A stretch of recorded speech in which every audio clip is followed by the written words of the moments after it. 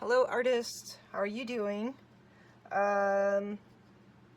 We've got this really cool background that I think it was just done with distress ink.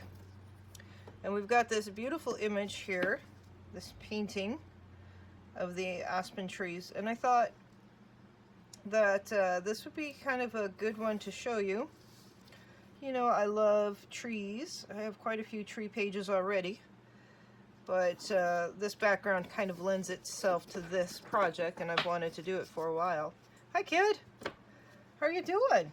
All right, so we've got 8 inches, 8 divided by 3. I gotta figure that out. Oh, let's do this. He doesn't have to... Sometimes centimeters are so much easier.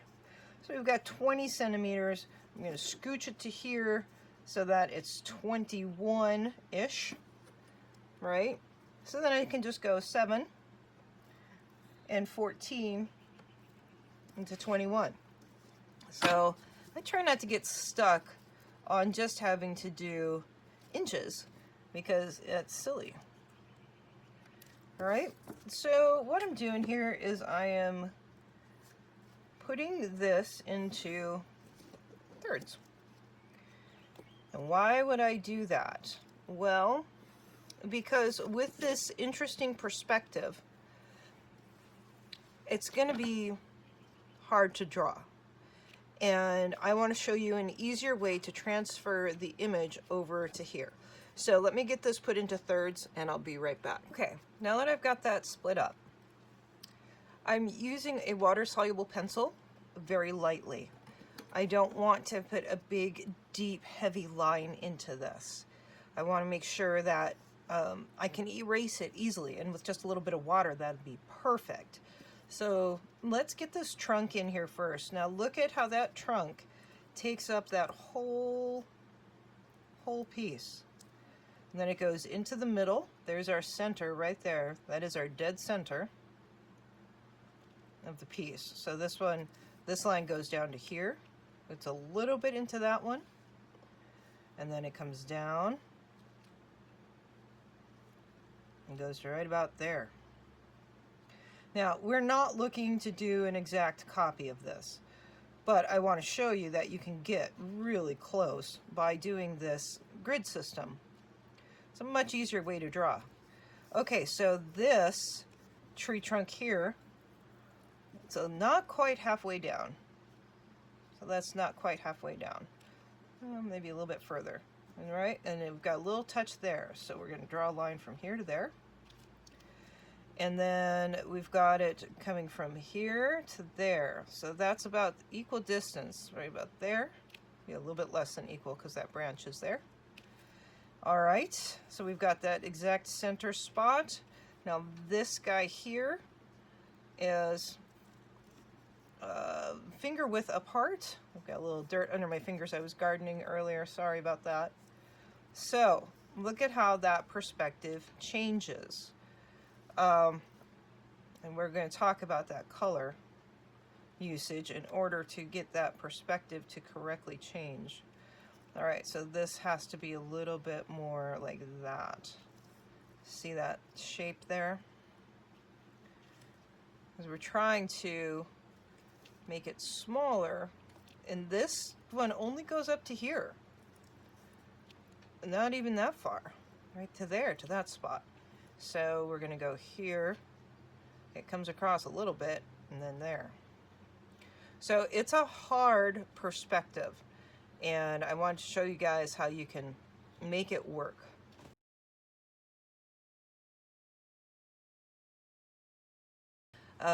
Okay, so that goes off to there. We've got a branch that comes down into here.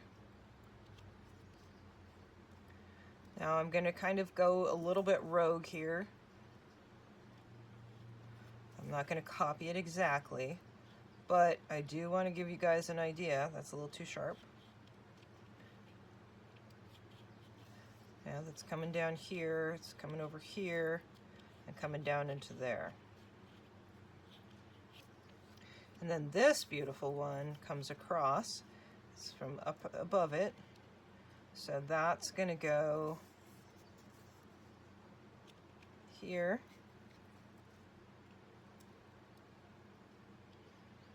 There. So got a little crazy little guy up here.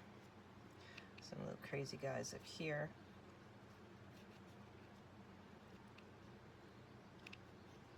This person has a beautiful eye for trees. Obviously, they've practiced them for years and years and years.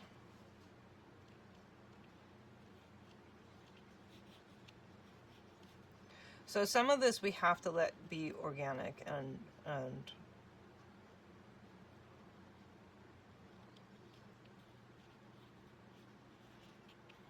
these little branches are getting smaller as they go up.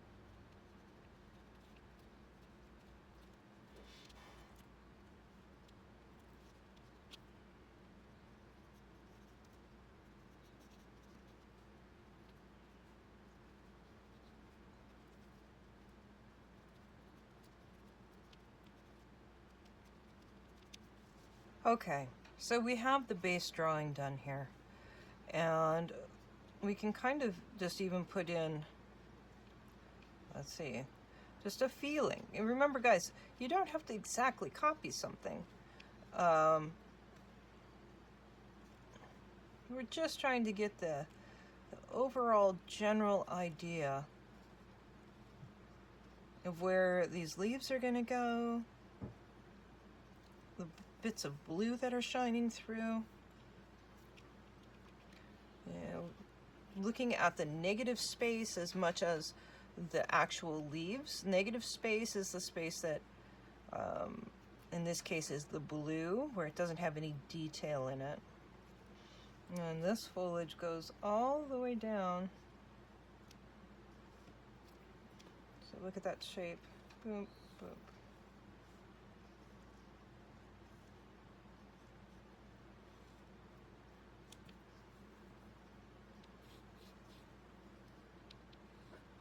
Since I already have a lot of the orange, we're going to have to bring in all the blues.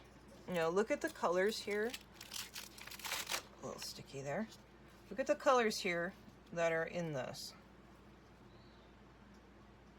It's purple. It's kind of a redder toned purple, maybe browner toned. Purple, purple and yellow next to each other. More intense purple and yellow next to each other with a bit of red. So they're using a triad of colors, and if I had my color wheel right here, I'd tell you what I was talking about. Purple and yellow are opposites on the color wheel. Yellow and orange are, I'll be right back. Where to put them?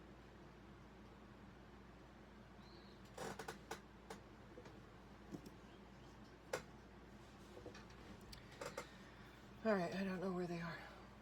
This artist worked in a triad. He took blue and orange versus purple and yellow. And that's kind of how he really played with his colors. So this is a much softer transition. You can see the light there, but this yellow is more intense than this yellow. This is where our most intense colors are going to be, and in here. He has the white reflecting the sky, so here he has the highlights are blue. So shadows have highlights, lowlights, and midlights, as do, you know, things that are not in shadow. So our highlight color is this light blue. So let's see, this looks like this needs to be fixed up here just a little bit. This is going to be challenging, but I'm glad I'm doing it small first, to see if I can, you know, do this painting well enough. This is, I think, aspen trees. So, yeah, there's not white in there, and there is not brown in there. Those are all blues and purples. It makes for a very dynamic color scheme. So, we're gonna use this as a jumping off spot. I'm gonna mix some blues together. Now, this has to be more subtle up here than what this is, because we want to push the perspective. So these tones have to be a bit grayer. And it's always going to be hard to tell on a piece of paper versus, see? This is a much more intense color. This is more of a green color. This red is more intense than that red. The reason for that is you have to push that perspective, and in order to push the perspective, you have to change the color as you go up. So, I'm going to grab out some paints, and we will be right back. All right, bye. All right, so I'm using a bunch of different paint colors. Here we go with this.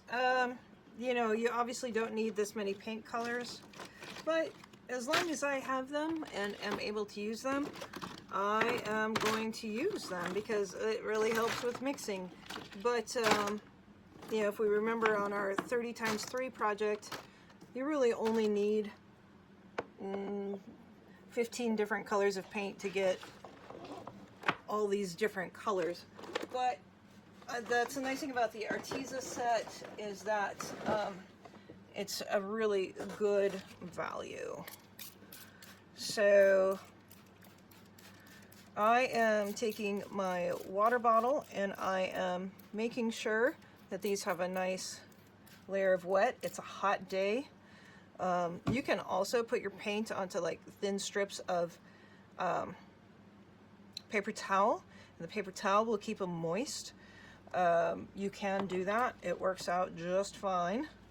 Let's see, how am I going to do this? I guess we're going to go this direction. Still don't have enough room on my desk, so I'm going to resituate everything. I'm going to go get some more iced tea, I think.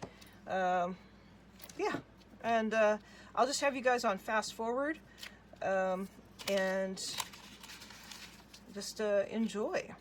I'm just going to paint this guy up. I'm going to try to leave some of the background in there. I'm going to pull in the blues first to do a little bit more definition. And just kind of play with it. Actually, I'll probably do this guy first. I'll keep the contrast higher, and then the light and dark contrast higher. The things that are the closest to you, right? So here's the brightest yellow is right kind of in the center of the painting. So working on that, that really draws our eye up. See this contrast between this purple, it's still a very purple in the blue, and that yellow. That's the highest contrast in this whole image. It's right there. So the artist was very purposeful about that. That's going to push our perspective. These are cooler reds up top. These are warmer reds, cooler yellows. So what does it mean when I have a cool yellow? This yellow is a cool yellow. It has more of a blue tone to it. This has more of an oranger, warmer color to it. So this is probably a little bit cooler, but it's a very intense color. So when you have a color that's that intense, it's going to bring it forward. This is a much more muted color. I add a little bit of blue to that, it'll push it back. So we're going to have to be conscious of that. I've got some cool reds and some warm reds and oranges. So I set up my palette basically to go from warms to cool.